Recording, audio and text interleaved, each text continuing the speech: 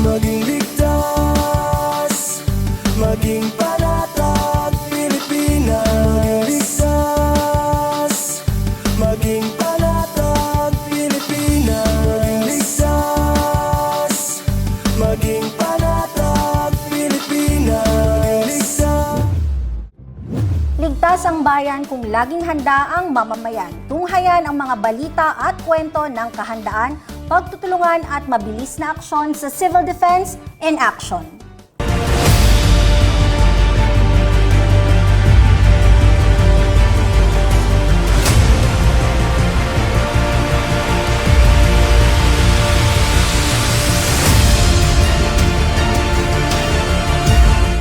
Kasunod ng pinangangambahang epekto sa ekonomiya ng rehabilitasyon ng San Juanico Bridge sa Eastern Visayas at para mapabilis ang rehabilitasyon nito, agad na idineklara ni Pangulong Ferdinand R. Marcos Jr. ang state of calamity sa rehiyon ng Eastern Visayas. Sa bisa ng Proclamation No. 920 na nilagdaan noong June 5, epektibo na ang state of calamity sa Region 8 sa loob ng isang taon, maliban kung ito ay maaga ring bawiin o palawigin depende sa kalagayan. Naunang inirekomenda ng Office of Civil Defense at National Disaster Risk Reduction and Management Council ang state of calamity dahil sa malubhang kalagayan ng San Juanico Bridge. Ito ang tulay na nag-uugnay sa Samar at Leyte at bahagi ng mahalagang Pan-Philippine Highway na nagkokonekta sa Luzon, Visayas at Mindanao. Sa ngayon ay nagpapatupad na ang Department of Public Works and Highways ng 3-ton vehicle load limit simula May 15 na lalong nagpapatunay sa pangangailangan ng rehabilitasyon. Inatasan na rin ng Pangulo ang DPWH na gawin ang lahat para mapabilis ang pagkukumpuni ng tulay kasabay ng utos sa DBM na maglaan ng sapat na pondo. Pangungunahan ng PNP at AFP ang pagbabantay sa kaayusan sa lugar katuwang ang mga local officials. Kanina nga ay nagtungo sa Basay, Samar si President Ferdinand R. Marcos Jr. para magsagawa ng inspeksyon sa Amandayihan Port na ginagamit bilang alternatibong ruta habang kinukumpuni pa ang San Juanico Bridge. Pinuntahan din ni President Marcos ang San Juanico Bridge para i-check ang kondisyon nito at ipinaliwanag din kung bakit kinailangang i-rehabilitate kaagad ang tulay. Maraming nagtatanong bakit hindi napagplanuhan na mabuti ito. The reason is, ang talagang nangyari dyan, meron kaming rehabilitation plan para sa San Juanico. Noong ini-inspeksyon yung tulay para titignan kung saan ang kailangan rehabilitate, ang daming nakita na delikado. At sinabi kaagad ng mga engineer, isara natin ito dahil papagsak ito pagka minalas tayo. Ayon naman kay OCD Eastern Visayas Regional Director Lord Byron Torrecarion, ilang prioridad ang binanggit ng Pangulo sa kanyang pagbisita. Isa sa mga priority ng Presidente is to increase the operational hours of the port from the current daytime operation to a 24-hour operation. Kasi based on our count, we are only able to service between 180 and 200 trucks per day with the current usage ng Amandayihan Port. Ilang direktiba rin ang nagmula kay OCD Administrator Undersecretary Ariel F. Nepomuceno. There have been directives from our CDA, number one, to ensure that yung request ni DPWH for the interim fund complete yung documents, of course, and then that it would be submitted on time. So we're happy to announce naman na we have forwarded the request by DPWH to our office last week.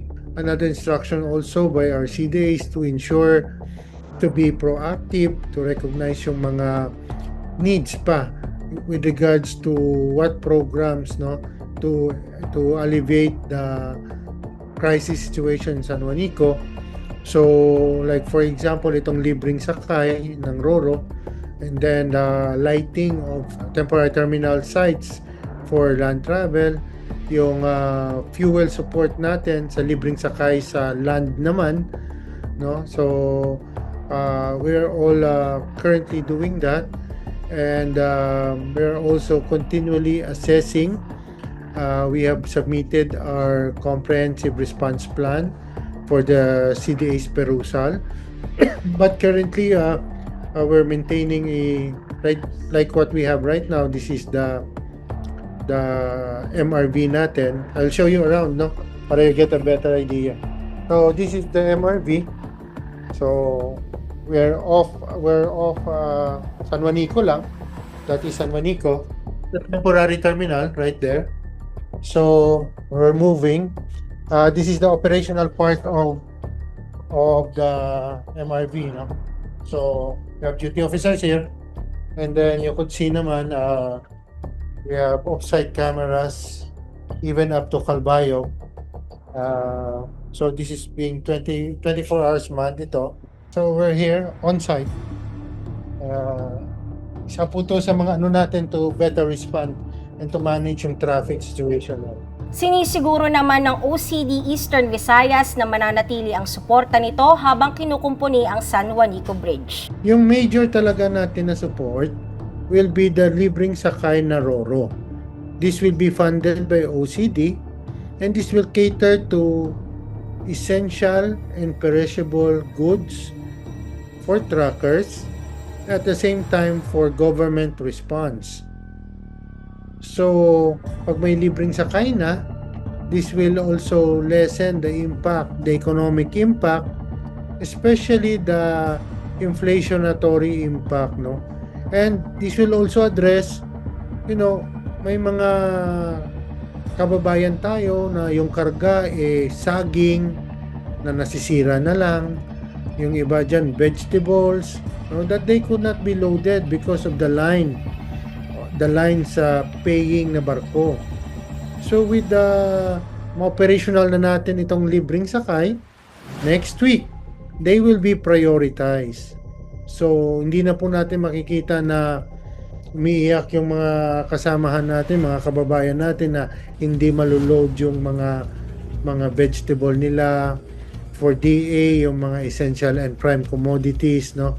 So these are what we're looking at, no? This we hope will really have a major impact. Yung fuel trucks natin, these are part of the essentials, no, that would not need to queue up sa regular line, but diretso na sa atin sa libreng sakay sa RoRo.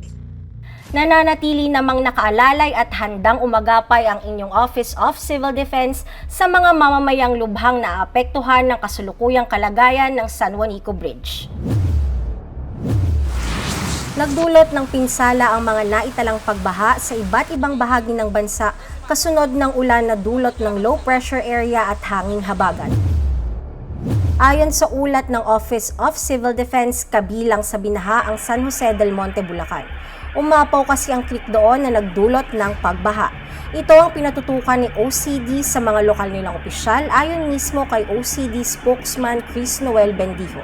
Aniya kahit humupa na ito ay binabantayan pa rin ito ng Regional Office at Regional Disaster Risk Reduction and Management Offices. Sinabi pa ni Bendijo na inaasahan nila ang ganitong mga sitwasyon ng baha at malalakas na ulan at matagal na rin nila itong napagplanuhan sa OCD. Lalo na ang mga banta ng baha at landslides dahil sa mga ulan na dala ng habagat at bagyo. Katulad na lang ng nangyari sa Zamboanga City at Zamboanga del Sur. May mga naitala rin na insidente sa Davao Region, apektado ang Davao de Oro. Ilang mga landslide at pagbaha ang naitala sa Davao del Sur. Samantala, unang naiulat na may 3 nawala sa Misamis Oriental matapos na tumawid sa spillway sa bayan ng Balingasag kung saan natangay sila ng malakas na current sa lugar. Na-recover ang katawan ng 2 noong Sabado habang ang natitirang isa ay nakuha gabi ng Linggo. Sinabi ni OCD spokesperson Bendijo na hindi tumitigil ang Office of Civil Defense sa publiko. Dapat rin na aralin ang mga weather systems kagaya ng Shoreline at ITZZ dahil wala pa mang panahon ng tag-ulan ay nagdudulot na ng matitinding pagbaha. Sunod-sunod na pag-ulan ang naranasan nitong nakaraang mga araw. Bukod sa Bulacan, may hindi madaanan ng light vehicles ang kalsadang ito sa Marigman Road sa Antipolo, Rizal, matapos bumuhos ang malakas na ulan nitong Biyernes ng hapon. Kaya nagdulot ito ng mabigat na trapiko sa lugar. Agad namang nagsagawa ang lokal na pamahalaan ng declogging operations upang hindi na ito maulit. Samantala, rumaragas ang tubig sa ilog ang makikita sa Spillway Bridge sa Sibuco, Zamboanga del Norte. Hirap tumawid ang mga residente dahil dito. Ilan pang mga barangay ang nakapagtala ng landslides o mga pagguho ng lupa. Agad naman na kumilos ang Social Welfare Department at sinabi ni DSWD Assistant Secretary Irene Dumlao, umabot na sa lagpas kalahating milyon ang halaga ng tulong tulad ng family food packs ang naipabot na ng DSWD sa mga apektadong pamilya. Ito ay kasunod ng kautusan ni Pangulong Ferdinand R. Marcos Jr. na tiyakin ang mabilis na pagtugon at pagtulong. Lumahok ang Office of Civil Defense Cordillera sa isang Pre-Disaster Risk Assessment o PDRA Scenario Building Orientation via teleconference. Pinangunahan ito ng National Disaster Risk Reduction and Management Council sa pamamagitan ng OCD Central Office. Pinag-usapan sa pulong ang nilalaman ng NDRRMC Memorandum Circular No. 4, 2025 na tumatalakay sa proactive na pagtukoy at pag-aaral sa mga potensyal na peligro at mga epekto nito na makatutulong sa preparasyon at pagtugon sa sakuna. Patuloy ang epekto ng southwest monsoon o habagat sa ilang bahagi ng bansa. Base sa forecast ng Pag-asa, makakaapekto ang habagat sa Central at Southern Luzon at sa Visayas at Mindanao.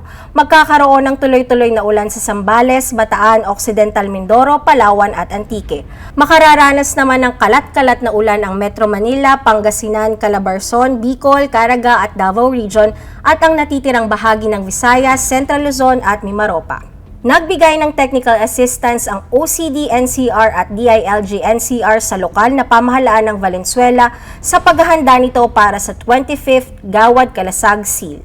Bahagi lang ito ng paninindigan ng dalawang ahensya na umalalay sa mga LGU sa Metro Manila.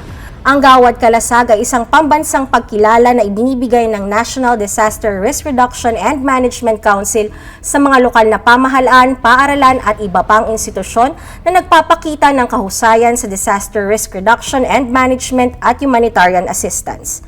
Umalalay rin ang OCD Calabarzon sa Department of Education para masigurong ligtas ang school communities para sa pagbubukas ng klase. Sa pamamagitan ito ng Oplan Balik Eskwela 2025 Regional Launch na idinaos sa Karangalan Hall ng DepEd Regional Office sa Cainta, Rizal. Nagsilbing paraan ng aktibidad para sa iba't ibang dibisyon at unit ng Regional Office na ipahayag ang kanilang suporta at ibahagi na rin ang kanilang mga programa, proyekto at aktibidad para masiguro ang mabilis, mapayapa at maayos na pagbubukas ng klase sa June 16.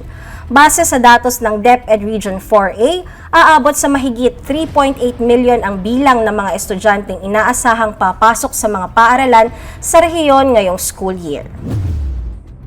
Isasara sa trapiko ang ilang kalsada patungong Rizal Park sa umaga ng June 12, 2025 upang bigyang daan ang pagdiriwang ng 127 araw ng kalayaan sa bansa. Ayon sa abiso ng Metropolitan Manila Development Authority, isasara sa trapiko ang northbound at southbound lane ng Rojas Boulevard mula Buendia hanggang P. Burgos Drive sa Maynila mula alas 5 hanggang alas 11 ng umaga. Gayon din ang kalsada sa Bonifacio Drive mula P. Burgos patungong Anda Circle, TM Calao mula Taft Avenue patungong Rojas Boulevard, P. Burgos mula Taft Avenue hanggang Rojas Boulevard, Finance Road mula Taft Avenue hanggang P. Burgos Drive at Maria Orosa mula TM Calao hanggang P. Burgos Drive at isasara rin ang kahabaan ng Katigbak Drive, Independence Road at South Road 1201 ng madaling araw ng Huwebes hanggang alas 11:30 ng umaga. Kaya naman pinapayuhan ang mga motorista na gamitin na ang mga alternatibong ruta upang hindi maabala. Para sa light vehicles, maaaring dumaan sa Buendia mula Rojas Boulevard at kumaliwa sa Taft Avenue o kaya dumaan sa EDSA at kumaliwa sa Osmeña Highway. Para sa mga patimog na sasakyan, maaaring dumaan sa R10 papuntang Bonifacio Drive, kumaliwa sa Soriano Avenue, kumanan sa Solana Street, kumaliwa sa Moralia Street at dumaan sa Magallanes Drive papuntang P. Burgos Avenue.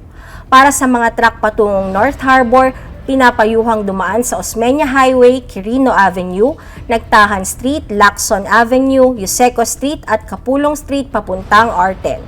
Maaari namang kumanan sa EDSA ang mga truck mula Parañaque patungong Magallanes Service Road, kaliwa ng Osmeña Highway, Panagtahan at Lacson Avenue.